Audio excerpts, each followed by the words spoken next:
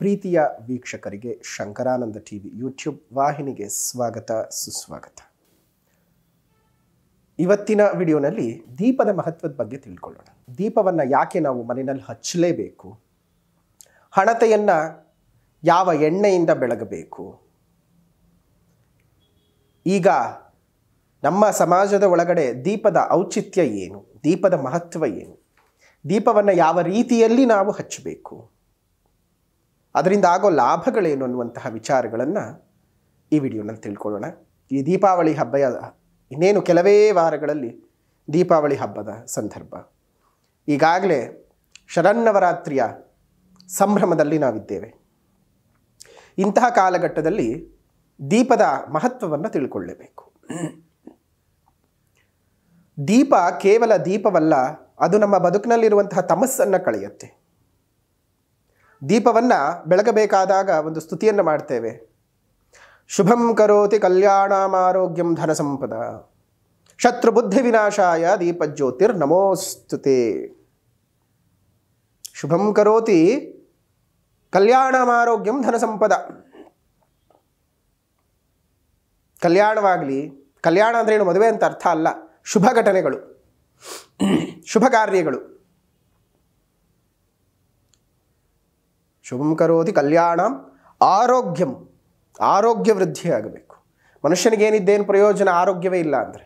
ಧನ ಸಂಪದ, ಸಂಪತ್ತು ಜಾಸ್ತಿ ಆಗಲಿ.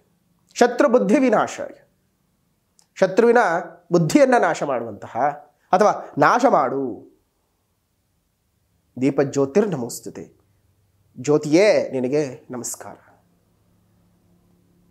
ಎಷ್ಟು ಚೆನ್ನಾಗಿದೆ ಅಲ್ವಾ ನಮ್ಮ ಭಾರತೀಯ ಸಂಸ್ಕೃತಿ. ಒಂದು ಹಣತೆಯಲ್ಲಿ ಹಚ್ಚಿದಂತಹ ಆ ಜ್ಯೋತಿಗೆ ಎಷ್ಟು ಗೌರವವನ್ನು ನಮ್ಮ ಸಂಸ್ಕೃತಿ ಕೊಡುತ್ತೆ, ನಮ್ಮ ಸನಾತನ ಧರ್ಮ ಕೊಡುತ್ತೆ ಅನ್ನೋದನ್ನು ನೋಡಿ. ಕತ್ತಲ ಆವರಿಸ್ತಾ ಇದೆ, ಸೂರ್ಯ ಅಸ್ತಮಿಸ್ತಾ ಇದ್ದಾನೆ, ಎಲ್ಲ ಕಡೆಯೂ ಅಜ್ಞಾನ ಅಥವಾ ಅಂಧಕಾರ ಜಾಸ್ತಿ ಆಗುತ್ತೆ. ಅಂತಹ ಸಂದರ್ಭದಲ್ಲಿ ಒಂದು ಪುಟ್ಟ ಹಣತೆ, ಸೂರ್ಯ ನೀನು ಹೋಗಿದ್ದು ಬಾ, ಕೊಡ್ತೀನಿ ನಾನು ಬೆಳಕು, ನಿನಗೇನು ಗಾಬರಿ ಬೇಡ, ಪುನಃ ನಾಳೆ ಬರ್ತೀಯಲ್ಲ, ನೀನು ಹೋಗಿ ಬರುವವರೆಗೂ ಇವರಿಗೆ ಜ್ಞಾನ ಅನ್ನುವಂತಹ ದೀವಿಗೆಯಾಗಿ ನಾನು ಇರ್ತೇನೆ, ಜಗತ್ತನ್ನು ತೋರಿಸ್ತೀನಿ, ಬುದ್ಧಿಯನ್ನು ತೋರಿಸ್ತೇನೆ ಅಂತ ಒಂದು ಪುಟ್ಟ ಹಣತೆ ಹೇಳ್ತಕ್ಕಂಥದ್ದು. ಹಾಗೆಯೇ ಆ ದೀಪದ ಮಹತ್ವ ಬಹಳ ದೊಡ್ಡದು. ಅಂತಹ ದೀಪವನ್ನು ಪ್ರತಿಯೊಬ್ಬರು ಮನೆಯಲ್ಲಿ, ದೇವರ ಮನೆಯಲ್ಲಿ ಹಚ್ಚುತ್ತಾರೆ. ಇತ್ತೀಚೆಗೆ ಕಾಲಘಟ್ಟದಲ್ಲಿ ಕೆಲವೊಂದು ಪ್ರಶ್ನೋತ್ಪತ್ತಿಗಳಾಗೋಗ್ಬಿಟ್ಟಿದೆ. ದೇವರ ಮನೆಯಲ್ಲಿ ಎಷ್ಟು ದೀಪ ಹಚ್ಚಬೇಕು? ಒಬ್ಬೊಬ್ಬರು ಒಂದೊಂದು ಬಂದು ಹಾಗೆ ಹೇಳ್ತಾರೆ. 3 ಹಚ್ಚಿ, 5 ಹಚ್ಚಿ, 9 ಹಚ್ಚಿ. ನೋಡಿ, ನಾವು ಯಾರನ್ನೋ ಕೇಳಿ ಪಾಲನೆ ಮಾಡಬಾರ್ದು. ಕೆಲವೊಂದು ವಿಚಾರಗಳನ್ನು ನಮ್ಮ ಪೂರ್ವಿಕರನ್ನು ನೋಡಿ ಕಲ್ತ್ಕೋಬೇಕು. ನಮ್ಮ ಅಜ್ಜ ಅಜ್ಜಿ ಕಾಲದಲ್ಲಿ ಇಷ್ಟಿಷ್ಟೇ ದೀಪಗಳಂತೇನು ಇರ್ತಿರಲಿಲ್ಲ. ದೇವರ ಮನೆಯಲ್ಲಿ ಒಂದು ಅಂದಾದೀಪ ಬೆಳಗ್ತಾ ಇತ್ತು. ಅದರ ಜೊತೆಗೆ ಆ ನೂನೆ ಖಾಲಿ ಆಗುವವರೆಗೂ, ಆ ಸೊಡಲಿನಲ್ಲಿ ಎಣ್ಣೆ ಖಾಲಿ ಆಗೋವರೆಗೂ ಮಾತ್ರ ಮತ್ತೆರಡು ದೀಪಗಳು ಉರಿತಾ ಇದ್ವು. ಕೆಲವೊಬ್ಬರು 5 ದೀಪಗಳನ್ನು ಹಚ್ಚೋದಿದೆ, ಬೆಸ ಸಂಖ್ಯೆಯಲ್ಲಿ ದೀಪಗಳನ್ನು ಹಚ್ಚೋದಿದೆ. ಅದು ಅವರವರ ಪದ್ಧತಿಗಳು. ಹಾಗಾಗಿ ನಿಮ್ಮ ಪೂರ್ವಿಕರು ಯಾವ ಪದ್ಧತಿಯನ್ನು ಅನುಸರಿಸ್ತಿದ್ರು ಆ ಪದ್ಧತಿಯಲ್ಲಿ ನೀವು ದೀಪಗಳನ್ನು ಹಚ್ಚೋದು ತುಂಬಾ ಒಳ್ಳೆಯದು. ಇನ್ನೂ ಕಾಲಾನುಕ್ರಮದಲ್ಲಿ ಯಾವ ರೀತಿಯಾಗಿ ಆಗೋಗಿದೆ ಅಂದರೆ, ಯಾವ ಎಣ್ಣೆನಲ್ಲಿ ದೀಪ ಹಚ್ಚಬೇಕು ಅಂತ ಸೀಮೆ ಎಣ್ಣೆ ಒಂದು ಇದುವರೆಗೂ ಯಾರೂ ಹೇಳಲಿಲ್ಲ. ಇನ್ನು ಎಲ್ಲ ಎಣ್ಣೆಗಳನ್ನು ಹೇಳಿಬಿಟ್ಟಿದ್ದಾರೆ. ಪೂರ್ವಕಾಲದಲ್ಲಿ ದೀಪಕ್ಕಂತಲೇ ಹೊಂಗೆ ಎಣ್ಣೆಯನ್ನು ಉಪಯೋಗಿಸ್ತಾ ಇದ್ರು. ಆಗ ಅಷ್ಟೊಂದು ಇದ್ದಿರಲಿಲ್ಲ.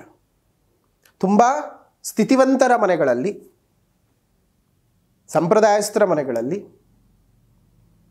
ಕೆಲವೊಂದು ದೀಪಕ್ಕಂತಲೇ ಸಪ್ರೇಟಾಗಿ ಎಣ್ಣೆಗಳನ್ನು ಮಾಡಿ ಇಟ್ಕೊಳ್ತಾ ಇದ್ರು. ಅಂದರೆ ಈ ರಾಜರ ಮನೆಗಳಲ್ಲಾಗಿರ್ಬೋದು ಈ ರೀತಿಯಾಗಿ, ಅಥವಾ ಸ್ವಲ್ಪ ಸಿರಿವಂತರ ಮನೆಗಳಲ್ಲಿ ಅಂಥವರು ಕೆಲವೊಂದು ದೀಪಗಳನ್ನು, ಅಥವಾ ಕೆಲವೊಂದು ಪರ್ವಕಾಲಗಳಲ್ಲಿ, ಈಗ ನಾವು ಹೇಳಿದ ಹಾಗೆ ದಸರಾದಲ್ಲಿ ಅಖಂಡ ಜ್ಯೋತಿಯನ್ನು ಹಚ್ಚೋದಕ್ಕೆ ಈ ರೀತಿಯ ಕೆಲವೊಂದು ಗಂಧದ ಎಣ್ಣೆಗಳನ್ನು ಬಳಸ್ತಾ ಇದ್ದರು. ಸುಗಂಧ ದ್ರವ್ಯಗಳನ್ನು ಮಿಶ್ರಿತ ಮಾಡಿದಂತಹ ದೀಪಗಳನ್ನು ಬೆಳಗಿಸುವಂಥದ್ದು ಈ ರೀತಿಯಾಗಿ ನಡ್ಕೊಂಡು ಬರ್ತಾ ಇತ್ತು. ಹಾಗಾಗಿ ಈಗಿನ ಕಾಲದಲ್ಲಿ ಎಣ್ಣೆ ಯಾವುದು ಅನ್ನೋದಕ್ಕಿಂತ ಮನಸ್ಸೇನು ಅನ್ನೋದನ್ನು ತುಂಬ ಚೆನ್ನಾಗಿ ಅರ್ಥ ಮಾಡ್ಕೊಳ್ಬೇಕು. ಮನಸ್ಸಿನಂತೆ ಮಹಾದೇವ. ದೀಪವನ್ನು ಹಚ್ಚುವ ಸಂದರ್ಭದಲ್ಲಿ ನಿಮ್ಮ ಮನಸ್ಸನ್ನು ನೀವು ಎಲ್ಲೋ ಹರಿಬಿಟ್ಟು ಇನ್ಯಾರ್ದೋ ಬಗ್ಗೆ ಯೋಚನೆ ಮಾಡ್ಕೊಳ್ತಾ, ಇನ್ನೊಬ್ರದ್ದೇನೋ ಕೆಟ್ಟದ್ದನ್ನು ಆಲೋಚನೆ ಮಾಡ್ತಾ ದೀಪ ಒಳ್ಳೇದು ಮಾಡೋದ್ರೆ ಖಂಡಿತ ಅದು ಒಳ್ಳೇದು ಮಾಡೋದಿಲ್ಲ.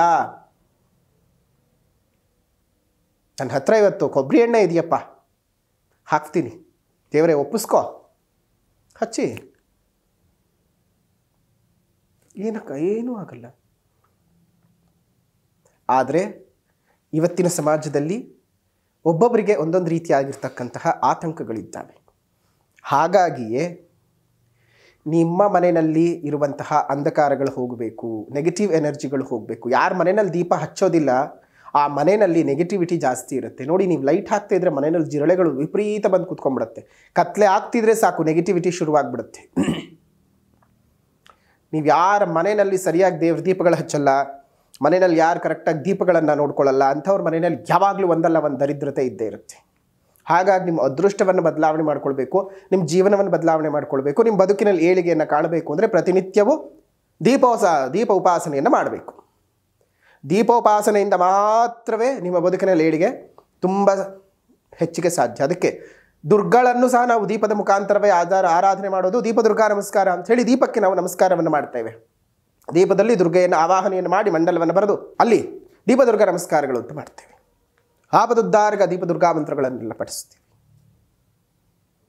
ಹೀಗೆ ದೀಪಕ್ಕೆ ಅದರದ್ದೇ ಆದ ಮಹತ್ವವಿದೆ. ನಿಮ್ಮ ಮನೆಗಳಲ್ಲಿ ದೀಪವನ್ನು ಬೆಳಗಬೇಕಾದಾಗ ಹಲವು ಜನರು ನಮಗೆ ಪ್ರಶ್ನೆಯನ್ನು ಕೇಳಿದ್ರಿ, ಗುರುಗಳೇ ನೀವು ಏನು ಉಪಯೋಗಿಸ್ತೀರಿ, ನಿಮ್ಮ ಮಾರ್ಗದರ್ಶನ ಏನು, ನೀವು ಯಾವ ರೀತಿಯಾದ ಎಣ್ಣೆಯನ್ನು ಉಪಯೋಗಿಸ್ತೀರಿ ಅಂತ. ಅದಕ್ಕೆ ನಾವು ಹೇಳುವಂತಹದ್ದು ಪರಿಶುದ್ಧವಾದಂತಹ ಎಣ್ಣೆಯನ್ನು ಉಪಯೋಗಿಸಬೇಕು. ಪಂಚಮಿಯವರು ದೀಪದ ಎಣ್ಣೆಯನ್ನು ಪ್ರಾರಂಭ ಮಾಡೋದಾಗ್ಲಿಂದಲೂ ಸಹ ಅವರು ನಮಗೆ ದೀಪದ ಎಣ್ಣೆಯನ್ನು ಉಪಯೋಗಿಸಿ ಗುರುಗಳೇ ಹೇಗಿದೆ ಹೇಳಿ, ನಿಮ್ಮ ಅನುಭವ ಹೇಳಿ ನಮಗೆ ಅಂತ ಹೇಳಿ ಕಳೆದ 1.25 ವರ್ಷದಿಂದ ಏನು ಕೊಡ್ತಾ ಇದ್ದಾರೆ, ಇದೇ ದೀಪದ ಎಣ್ಣೆಯನ್ನೇ ನಾವು ಉಪಯೋಗಿಸ್ತಾ ಇರುವಂಥದ್ದು ಈ ಪಂಚಮಿಯವರದ್ದು. ಈಗ ನಮಗೆ ಈ ಪಂಚಮಿಯವರದ್ದು ಹಲವು ವಿಧಾನಗಳಲ್ಲಿ ಸಿಗುತ್ತೆ. ಶ್ರೀಗಂಧ ಭರಿತವಾಗಿರ್ತಕ್ಕಂಥದ್ದು, ಗುಲಾಬಿ ಭರಿತವಾಗಿರ್ತಕ್ಕಂಥದ್ದು, ಮಲ್ಲಿಗೆ ಭರಿತವಾಗಿರ್ತಕ್ಕಂಥದ್ದು, ಸುವಾಸನೆ ಬೀರುವಂತಹ ಈ 3 ವಿಧಗಳಲ್ಲೂ ಸಿಗುತ್ತೆ. ನಾವು ಉಪಯೋಗಿಸ್ತಿರುವಂಥದ್ದು ದೇವಿಯ ಉಪಾಸನೆಗೆ ನಿಮಗಿಷ್ಟ ಬಂದದ್ದು ತಗೊಳ್ಳಿ. ಆದರೆ ನಾವು ಉಪಯೋಗಿಸ್ತಿರುವಂಥದ್ದು ಈ ಮಲ್ಲಿಗೆ ಹೂವಿನ ಸುವಾಸನೆ ಇರ್ತಕ್ಕಂತಹ ಪಂಚಮಿಯವರ ಈ ಒಂದು ಎಣ್ಣೆ. ಈ ಎಣ್ಣೆಯನ್ನು ನಾವು ಉಪಯೋಗಿಸಿದ್ದೇವೆ, ಬಹಳ ಸೊಗಸಾಗಿದೆ, ಒಳ್ಳೆ ರೀತಿಯಲ್ಲಿ ದೀಪ ಉರಿಯುತ್ತೆ. ಕೆಲವೊಂದು ಎಣ್ಣೆಗಳನ್ನು ಹಾಕಿದಾಗ ದೀಪಗಳು ಅರ್ಧಕ್ಕೆ ಆರಿ ಹೋಗ್ತಾ ಇರುತ್ತವೆ, ಸರಿಯಾಗಿ ಉರಿಯೋದಿಲ್ಲ. ಬತ್ತಿ ಸರಿ ಇದ್ದರೂ ದೀಪಗಳು ಪದೇ ಆರು ಹೋಗ್ತಾ ಇರುತ್ತೆ. ಅದೇನಾದರೂ ಅಪಶಕುನಾನ ಮಗದೊಂದ ಅಂತ ನಾವು ತುಂಬ ಯೋಚನೆಯನ್ನು ಮಾಡಬೇಕಾಗುತ್ತೆ. ಆದರೆ ಈ ಎಣ್ಣೆಯನ್ನು ಉಪಯೋಗಿಸಿದರೆ ಆ ರೀತಿಯಾಗಿ ಯಾವುದೇ ತೊಂದರೆ ತಾಪತ್ರೆಗಳು ಬರೋದಿಲ್ಲ. ಯಾವುದೇ ವಿಚಾರದಲ್ಲೂ ಸಂಪೂರ್ಣವಾಗಿ ಆ ಸೊಡಲಿನಲ್ಲಿ ಎಣ್ಣೆಯು ಖಾಲಿ ಆಗುವವರೆಗೂ ಹಾಗೇ ಉರಿಯುತ್ತೆ.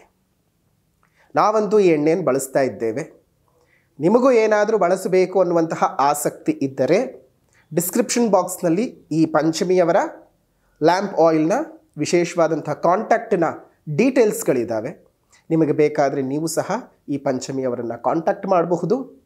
ಅದರ ಬಗ್ಗೆ ಮಾಹಿತಿಗಳನ್ನು ನೀವು ತಿಳ್ಕೊಂಡು ನಿಮಗೆ ಬೇಕಾದರೆ ನೀವು ತರಿಸ್ಕೊಳ್ಬಹುದು.